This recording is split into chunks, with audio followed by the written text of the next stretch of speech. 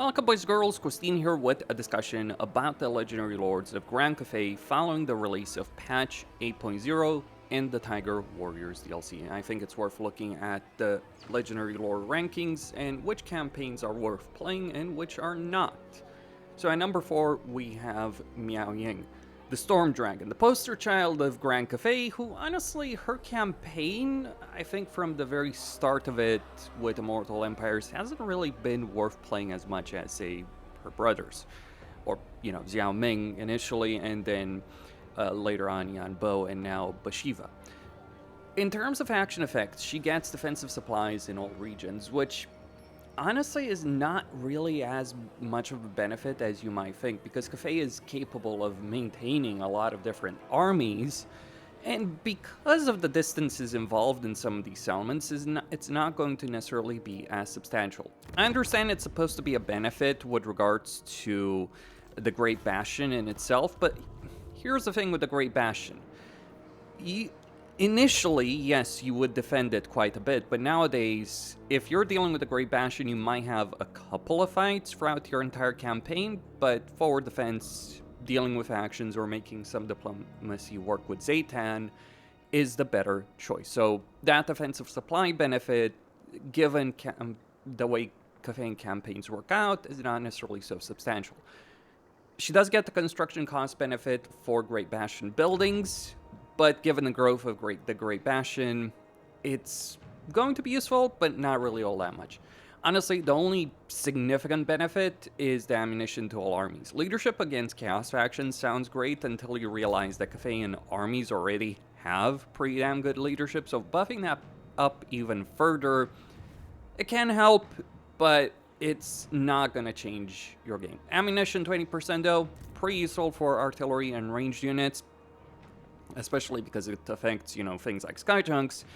But all the same, I don't think it's necessarily the greatest faction effect in the world. And on top of that, her initial settlement situation, while Nangao seems like an incredibly useful settlement, the problem is that it's in a province with only 2 settlements, so its actual growth is going to be limited. And as a result of that, a lot of the good stuff that Cathay does have later on in the campaign, you know, fire rain rockets, Tiger Warrior claw speakers, all that kind of stuff, jet lions, jade lions, celestial lions, it's not going to be as available in her campaign. In fact, a better province is really the Lands of Stone and Steel in her campaign, even if one of them is not the best climate in the world. But still, you do at least get the growth over here in Pomei as opposed to Nangao.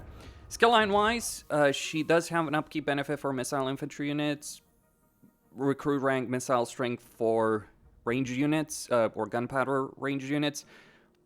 But when you're thinking about it, while it's useful, you usually end up playing the campaign with a lot of Jade Warriors and Jade Warrior crossbowmen, and yes, 50% sounds a lot, until you realize just how much freaking money Cathay campaigns have. And then in terms of her special skill line, she does get diplomatic relations with Cathay.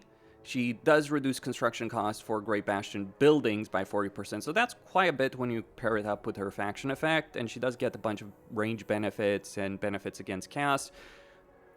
But I would dare say that while her skill line is useful, playing her campaign is not necessarily so. And also, even in terms of combat capability, I would honestly argue that she's kind of the worst of the dragons, because she's just not the melee combatant that either Yuan Bo or Zhao Ming are, and that's kind of one of the important things for dragons. Also, she's the easiest of the Legendary Lords of Grand Cathay to confederate, so that's another point really against her. And yeah, it's just that kind of dynamic that she's dealing with in her campaign that makes her the least appealing Grand Cathay campaign to actually play at the moment. Besides, you know, having the only benefit I would say is she does have that Sky Junk as an initial unit, and she does have a relatively simple campaign path without too much hassle. I mean, she only really has to fight Village, but I'll be honest, this is the most boring campaign of Grand Cathay. And number 3, we have Yuan Bo, the Jade Dragon. that came alongside Chaz a Change. You do start with the Game Master hero. You do have Grey Longmon Riders, Jade Lion, and some Onyx Crowman.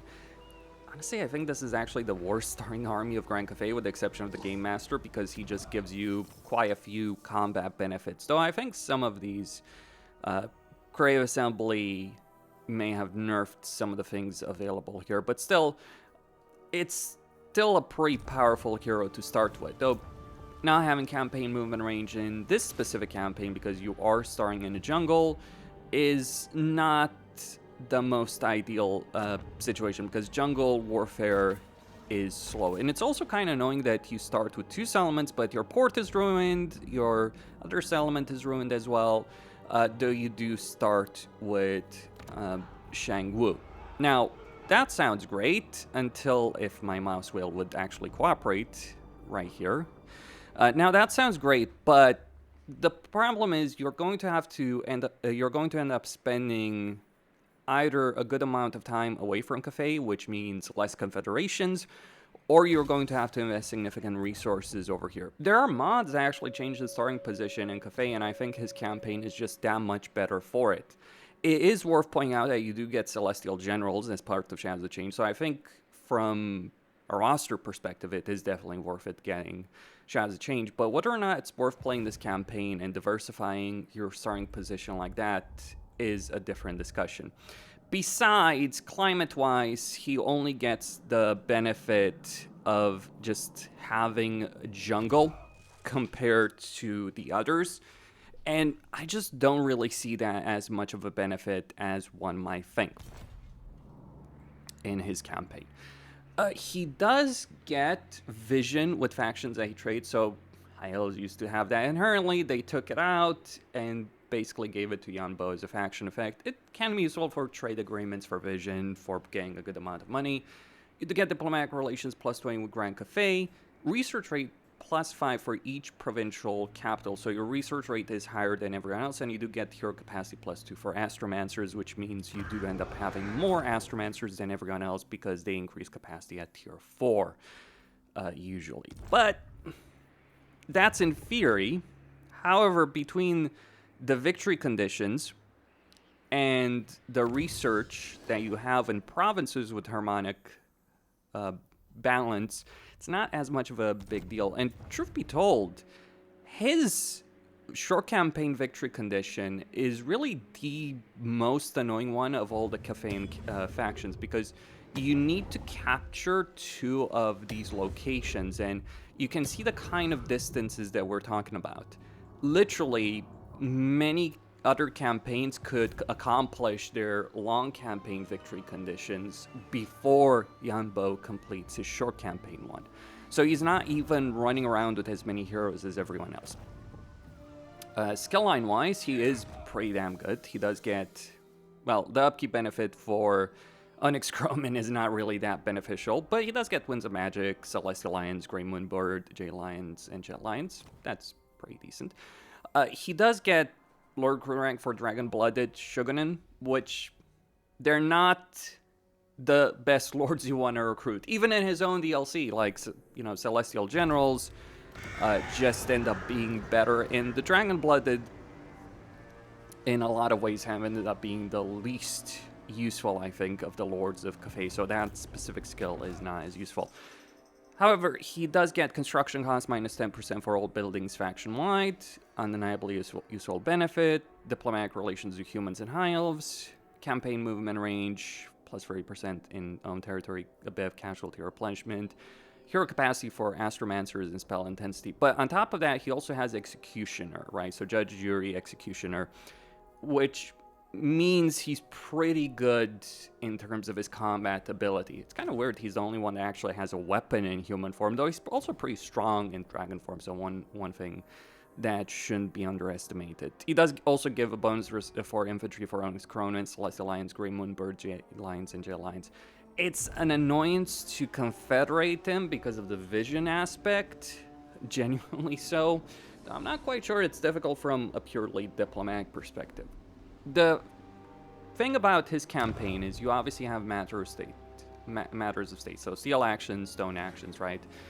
And these give you a bunch of different benefits, like, you know, instantly constructing a building if you want to in a specific settlement. Why isn't that letting me?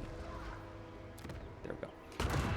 That can be useful, especially as you are able to use these actions throughout the course of your campaign.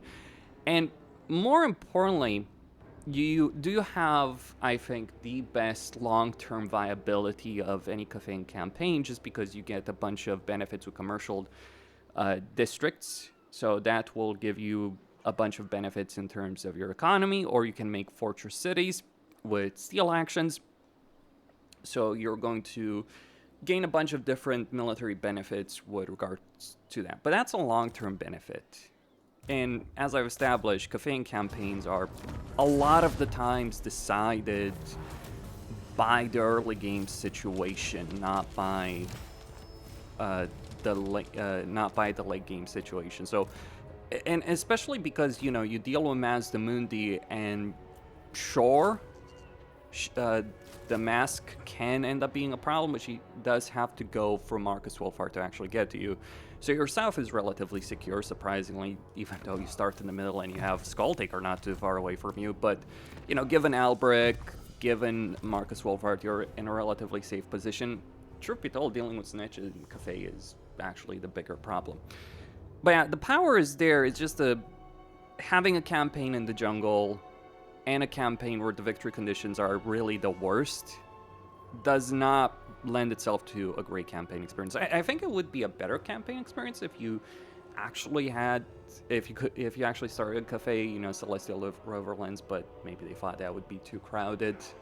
That's a different discussion for another time, you know, the way Immortal Empires has ended up working out. The final benefit is that all those rituals he's doing give him extra benefits to the Wuxing Compass. But here's the thing about that. Before the Tiger Warriors DLC, you would almost always want to get the Great Bastion benefit for the casualty replenishment that can go up to 10%. Then you would usually go for Celestial Lake. When you're playing him, when you're playing Yuan Bo, you would want to get Nongchang Basin, but that requires you to actually get the Great Turtle Island and do the ritual at tier 3. So you need to first get Unpleasant Climate to tier 3, grow it up there, do the ritual, and I think the ritual is just a pain in the ass. Like, by the time you've actually done more than one ritual, you basically have to conquer pretty much all of Lustria, or nullify, or go through all of Lustria in order to deal with that. And whatever one may think of Lustria, good or bad, I think building a campaign on the idea of just going around for all of Lustria for a short campaign doesn't necessarily end up working, regardless of the benefits of the steel and stone actions. Now, this can be subject to change with regards to end times, with all the events that Creative Assembly is going to make, but I think right now Yuan Bo is is number 3 on this list. Like, the reason he's better than Miao Ying, he does have more versatility in his campaign, he has more build-up power, he has better faction effects, but in a practical sense, he's actually the least interesting campaign to play, but those effects do matter. And number 2, we have Zhao Ming, the Iron Dragon of Grand Cathay. And I think if you're looking to play a vanilla Cathayan experience, he really is the one you should go for a large number of reasons. First off, in his Lord effects, he gets an extra number of caravans. Now, caravans from a long-term campaign perspective are not necessarily useful, but they can give you a bunch of items early on in your campaign. And he also gets magic item drop chance plus 100% from battle. So he's going to have more items available in his campaign than anyone else. Really, he might have more items than all of them combined, actually. So that is a pretty big benefit. On top of that, he has significant number of benefits with melee units and ogre units, in fact. Ogre mercenary units. So he gets an upkeep of 25% for Ogre Kingdom units, including mercenaries. He has a good relationship with Greases that he can develop pretty quickly in his campaign. He has 15 armor for all melee units in his campaign as well, which is not an insignificant benefit. And he also gets a +5 hero recruit rank for Alchemists, which is pretty useful. I mean, you can get a +7 hero recruit rank for Astromancers from Xingpo, and then you pair that up with the Alchemist benefit, you can end up having some fairly high-ranked heroes in your campaign. Especially as, you know, harmonic balance gives you more heroes, all those kind of things to take advantage of during the course of your campaign. So those are the faction effects. Like, starting position-wise, he does start with the Wastelands. I really think he should start with Shangyang, but I guess they didn't want to put him right next to Miao Ying, which kind of makes Miao Ying's campaign situation a bit awkward, because you kind of just want to take the Warpstone Desert. Maybe sell it to Zhao Ming, or maybe keep it, or just take it so that he's easier to confederate. That's another benefit to talk about. Due to the dynamics of a campaign, he's the one that can the most easily confederate any other fan campaign. Like, he has vision with Bhashiva from the beginning of the campaign, which is not an insignificant benefit. And yes, you can confederate Bhashiva, you can confederate Miao Ying, and you're in such a position that you can help out, like, the Jade Custodians. Yes, it can be a nuisance to confederate the Imperial Wardens, but believe it or not, the Great Bastion falling and Miao Ying having to deal with that ends up being a benefit to you, and might actually end up helping you in the long-term confederate with things, especially if she, you know, gets kicked around by Village to some extent or another. So not something to underestimate about him. But wait, there's more with regards to Zhao Ming, because this guy is pretty damn ridiculous in combat. He's not as good of a melee combatant, I would say, as Bhashiva, but the kind of benefits he gives to his army is Bhashiva or even Yuan Bo, but he does have a lot of things working for him. You know, he does have a skill you have to get, which improves your lore of metal. Usually I don't focus on magic on the dragons because, you know, you have 2 different casters as Cathay, so it's just better to use them for casting magic, but you do get Guardian, further upkeep for Ogre units, including mercenaries for his own army. I think you need to own the Ogre DLC if you want to hire mercenaries. Not entirely certain about that, but he does buff Ogre units quite a bit, and he gets +40 diplomatic relations with Ogre Kingdoms, which is well if you want to ally Greases, just worth pointing out. He does get hero capacity for alchemists, construction for all buildings in a local province, regeneration, combat, armor-piercing weapon damage, and then Master of Alchemy, which gives, units in range quite a few benefits. You know, getting things like magical attacks, or flaming attacks, or, you know, poisoned attacks, pretty damn powerful. But on top of that, you know, items, you know, that's its own discussion. Like, items are fairly easy to acquire. But you also get Warding Iron, so damage resistance ward save 5%, melee armor for melee units, weapon strength for melee units, 10% melee attack for melee units. I think while he obviously doesn't compare to the early game that Bhashiva has, I would say from a long-term perspective, he might end up having the best melee army of Cathay. Yes, he doesn't have any specific benefits for Tiger Warriors, but given the kind of melee benefits this guy has, I would dare say he doesn't necessarily need them. I think people have mentioned the point that he should have gotten some benefits with Tiger Warriors as part of his skill line or faction effects, but Zhao Ming is strong, and from a practical perspective, he's strong. He conquers a lot of territory very quickly and ends up decimating everyone that's in his path. So yeah, I would firmly recommend this campaign for anyone who wants a quote-unquote standard Cathayan campaign experience. And finally, at number 1, we do have Bhashiva, the White Tiger. I think her campaign ends up being the most interesting just because she actually has a level of challenge to deal with. I mean, she has cast dwarves to the west, she has Greases to the south, who doesn't necessarily like her all that much. Unlike Zhao Ming, You would think Bhashiva, who's very loyal, who's oath-bound actually to Zhao Ming, would get along with Greases, but not necessarily so.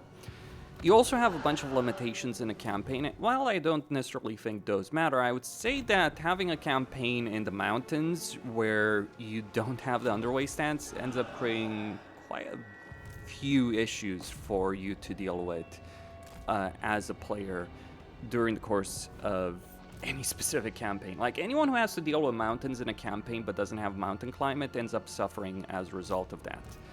But that does force you, when you're playing a Bhashiva campaign, to make a bunch of different choices, especially because you have damn Grimgore. And the thing about this campaign is that even when you eliminate one threat, another one will pop up to take its place, like Tamerkhan, for instance, showing up over here to ruin your fucking day.